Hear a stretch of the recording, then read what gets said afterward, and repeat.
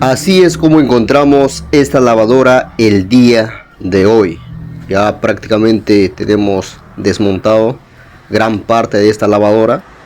Ya vamos a tener que hacer la limpieza del cajón, también el tambor, la parte de la tina interna, externa también, algunos componentes como por ejemplo la caja de transmisión que tiene bastante lodo. Así es como va saliendo el lodo que estaba incorporado en esta lavadora, para que después ya quede completamente limpio. Igual como está quedando parte del cajón, ya está limpio, así está quedando la parte de la tina también.